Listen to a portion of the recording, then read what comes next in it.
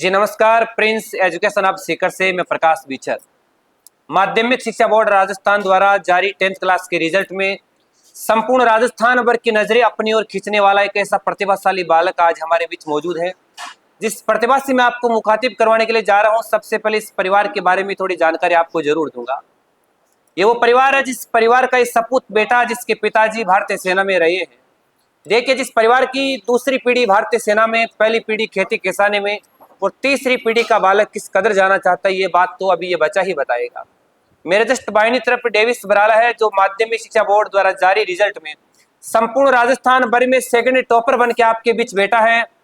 3 वर्षों तक प्रिंस में पढ़ा है और किस प्रकार से 3 वर्षों की ये सुनहरी यात्रा इस बच्चे की रही है, आइए इस बच्चे से जानते हैं।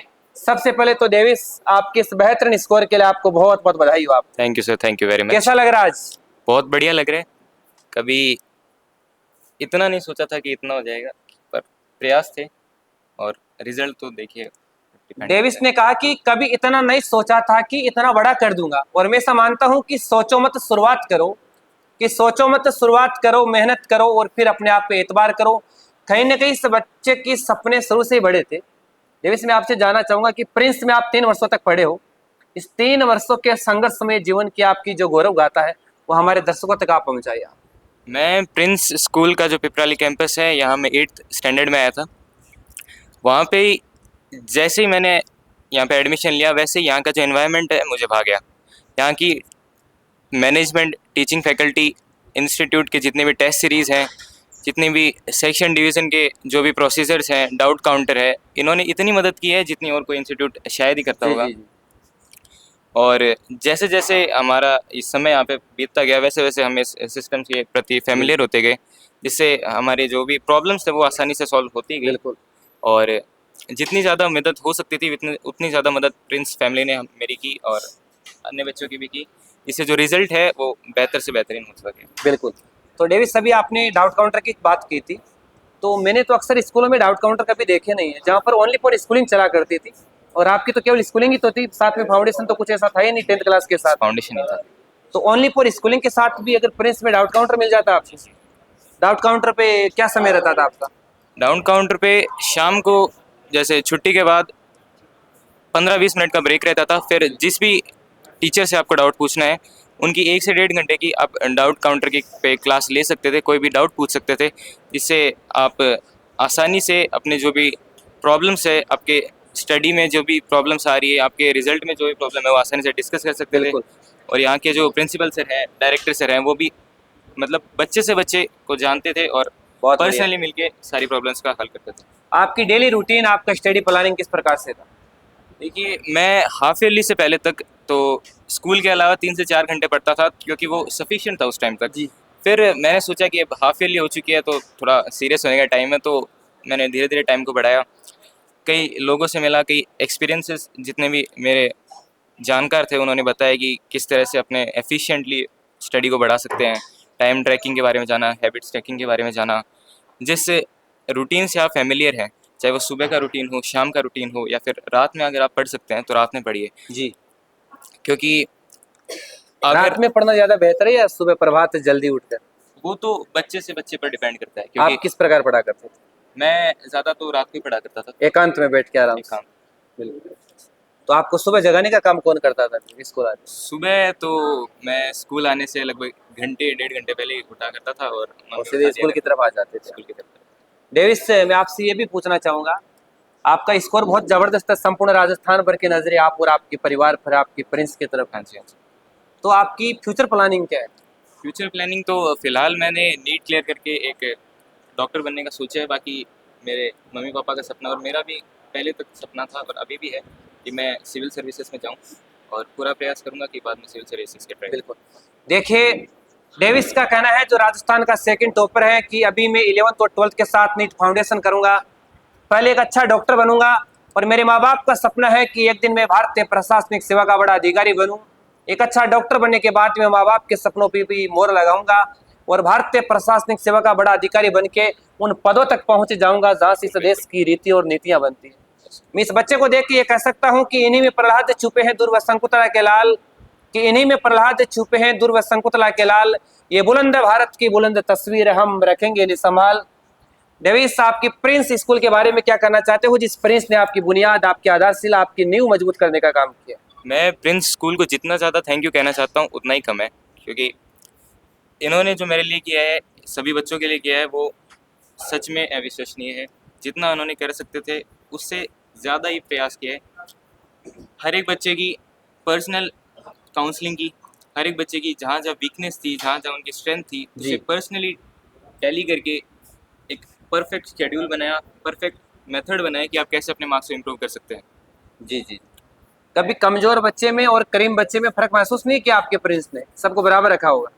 बिल्कुल बराबर रखा, और सभी के जिस जैसी उनकी पोटेंशियल है उस हिसाब से उनको बढ़िया बिल्कुल से बढ़िया आगे लाने का प्रोवाइड प्रयास कराएंगे। किया गया है। बिल्कुल। आपकी एजुकेशन के साथ साथ और किस में रुचि है आप? मेरी एजुकेशन के साथ साथ फुटबॉल में रुचि है और गाने वगैरह में। फुटबॉल में रुचि ठीक है आपकी। Yes, sir। कभी खेले हो कि खेल के बड़े मैदान पे आप? हाँ, एक बार इस स्कूल के 8th स्टैंडर्ड में मैं खेला था। बिल्कुल। गाने में आपको कौन से गाने ज्यादा पसंद है, बताइए, थोड़ी हमारे दर्शक जानना चाहेंगे। कुछ इंग्लिश गाने और कुछ 90s के गाने। एक अच्छा सी सॉन्ग जो आपके दिल को भाता है, सुना दीजिए थोड़ा सा, 2 लाइनों के माध्यम से। ममता के आंचल में पला, माँ की उंगली पकड़ के चला, माँ ओ मेरी माँ मैं तेरा लाडला, माँ ओ मेरी माँ मैं तेरा लाडला। जी। डेविस ने इस गाने के माध्यम से माँ की ममता का चित्रण किया है। कहीं ना कहीं माँ का ममता का भाव इस बच्चे में आ रहा है। मैं मानता हूँ कि माँ का भी इस बच्चे की सक्सेस में बहुत बड़ा योगदान है। जस्ट बाहिनी तरफ पे बेटे के पास में इनकी माँ मौजूद है। सबसे पहले माता जी, आपको भी बहुत बहुत बधाई हो। आपका क्या कहना है आज? आज मैं बहुत खुश हूँ सर। बहुत खुश हो? हाँ। ऐसा लग रहा है कि सज धज के कहीं बात में जा रहे हो आप, है? नहीं बातू कम भी ऐसा ही लग रहा है हर दिन ये सब कार्यक्रम का ऐसे लग रहा है आज तो। बातू कम भी कुन तो सरिया। कम भी नहीं है ना। तो क्या कहना है बेटे की सक्सेस को लेकर? शुरू से लेके अब तक बच्चा आपके बीच में रहे, आपने इसको पाला पोसा बड़ा किया है, तो ये बच्चे के बचपन की कुछ शरारतें अगर आपको ध्यान में तो बताओ आप। सर बहुत ही करता था है। क्या बहुत शरारत बदमाशी, करता था? खेलना ओनली फॉर खेलना खेलना? खेलना खेलना। अभी 2 साल में थोड़ा सीरियस हुआ है। अच्छा। 9th 10th में। पहले तो ज्यादा सीरियस नहीं लेता था, बिल्कुल भी नहीं। और ज्यादा तनाव मैडम जी लेना भी नहीं चाहिए। नहीं, ये भी हाफ ईयरली के बाद में ही सर। अच्छा, हाफ ईयरली के बाद? हाँ, बहुत हाफ बढ़िया। ईयरली तक इसका स्कोर 90 तक ही था सर। और आपके प्रिंस के बारे में क्या कहना आपका? सर प्रिंस स्कूल ने बहुत ही सपोर्ट किया है इसको। जी जी, बहुत बढ़िया माता जी, आपको बहुत बहुत बधाई हो। सुनील जी, बच्चे के बेहतरीन स्कोर के लिए आपको बहुत बहुत बधाई। धन्यवाद सर, धन्यवाद। पूरा राजस्थान आपकी तरफ देख रहा है। जरूर एक अवसर कभी दिया सोचा था बेटे की वजह कि से। मेरा बेटा एक दिन ऐसा कमाल कर देगा, मेरा लाल ऐसा कमाल कर देगा नहीं कि सर, सब लोग बेटे के रिजल्ट की तरफ देखेंगे? इतना बड़ा तो नहीं सोचा था कि ऐसा भी कुछ होने वाला है, जी जी। लेकिन बस इतना सा था कि अगर टारगेट मिल जाए, अगर लक्ष्य सामने रख दिया जाए, तो ये मैंने अभी तो मैंने ध्यान ही नहीं दिया सर। ये जाने और इसकी मम्मी जाने। जी जी जी। बाकी 3-4 साल पहले एक बार कोरोना के जस्ट बाद में ओवर वेट हो गया था, और उस टाइम मैंने टारगेट दिया था जी सर। कि बेटा 48 वेट हो गया है, पूरा शरीर लटकने लग गया है, तुझे 42 करना है। और सर 48 इसने किलो वजन ज्यादा थोड़ा होता है? 48 से सर उस टाइम हाइट नहीं थी। अच्छा, 4 साल पहले की बात है 4 सर। साल पहले की बात। कोरोना जस्ट पूरा गया ही नहीं 48 था। किलो के वजन को टारगेट करने के लिए टारगेट करके 42 लेके आया सर। सुनने में अजीब लग रहा होगा, मेरे पास वीडियो पड़े हैं सर, पसीने में तर बतर के। उस दिन ये हो गया कि जिस दिन लक्ष्य दे दिया ना, जी। कि उस दिन अचीव कर ही लेगा। बिल्कुल। बाकी तो पढ़ाई मैं के जानना मामले में चाहूंगा, कभी प्रेशर नहीं सुनील जी, डाला सर। आप भारतीय सेना में रहे हो, हाँ जरूर अभी सर। आप वाइस प्रिंसिपल हो, एजुकेशन से जुड़े हो। वो सर जिस सब बच्चे का पिता देश की सेवा के लिए अपना समय दे चुका है, जो भारतीय सेना में रहे हैं, तो एक फौजी पिता का बेटा अचानक भारत की मेडिकल जगत की तरफ जाने का सपना कैसे देख लेता? सर, ये इसकी खुद की इच्छा है। मेरी तो इच्छा ये थी कि मैं दिलावर एनडीए या पायलट का कोर्स करवा दूं, लेकिन इसकी खुद की इच्छा थी कि मैं नीट ही करने का एक बार विचार है। तो सर्वोपरि बच्चे की खुद की इच्छा, जी, अगर जी। सेल्फ मोटिवेटेड है तो उसी को ज़्यादा महत्व देते हैं। देखिए, इस परिवार की गौरव गाथा बड़ी विचित्र है। डेविस का सपना है कि मैं पहले अच्छा डॉक्टर बनूं और फिर सिविल सर्विसेज में जाऊं, और डेविस के पिताजी श्रीमान सुनील जी का सपना है कि मेरा सपना ये था कि मेरा बेटा एनडीए में जाए और भारत की तीनों सेनाओं में से किसी भी एक में लेफ्टिनेंट बने। तो कहीं न कहीं बेटे ने सबसे पहले डॉक्टर बनने का सपना देखा, उसके बाद में भारतीय प्रशासनिक सेवा का बड़ा अधिकारी बनने का सपना है। हम तो ईश्वर परमपिता परमेश्वर से इस बात की मंगल कामना करते हैं कि डेविस जिस पथ पे तुम आगे बढ़ो उस पथ पे सूल ही सूल नहीं फूल ही फूल हो, कि जिस पथ पे तुम आगे बढ़ो सूची सौरभ से तुम्हारा जीवन सदैव पुलकित हो। तो ये है राजस्थान के झुंझुनू जिले के मैनपुरा गांव का वो प्रतिभाशाली बालक जिसने माध्यमिक शिक्षा बोर्ड द्वारा जारी 10th क्लास के रिजल्ट में सेकंड टॉपर बनकर द मेरिट फैक्ट्री के नाम से प्रसिद्ध संस्थान प्रिंस स्कूल के नाम को पुनः चरितार्थ किया है और अपना नाम राजस्थान की शिक्षा जगत में राजस्थान के मानचित्र पर अमिट स्याही के रूप में हमेशा हमेशा के लिए जोड़ने का काम किए हैं। अंतिम कमेंट्स के रूप में पुनः डेविस आपसे जुड़ना चाहूंगा।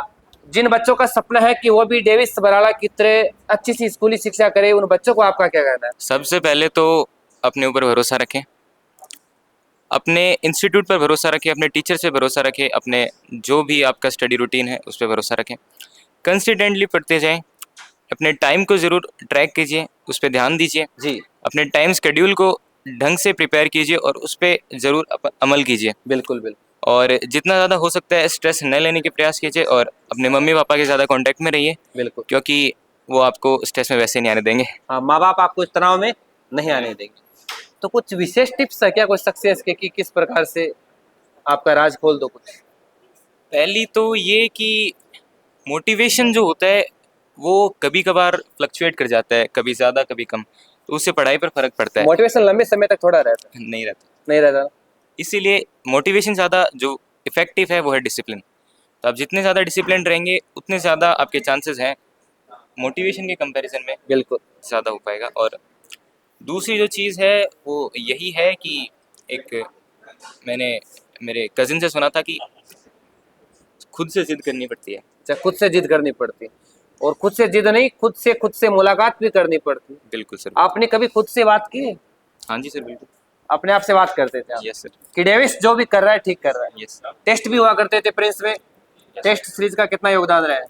सर, टेस्ट सीरीज़ का इतना योगदान रहा है कि अगर टेस्ट सीरीज़ नहीं होती तो शायद इतना हो पाता, क्योंकि टेस्ट सीरीज़ से जो कॉन्फिडेंस बिल्डअप हुआ वो किसी और चीज़ से नहीं हुआ। डेविस एक बार पुनः आपको बहुत बहुत बधाई करते हुए थैंक यू सर। तमाम दर्शकों का बहुत बहुत आभार। अगर आप भी चाहते हो कि आपका भी लाडला डेविस बराला की तरह कुछ बड़ा करे तो प्रिंस एजू हब सीकर के अग्रणी संस्थान प्रिंस स्कूल में आप पधारिए, संस्थान का विजिट करें।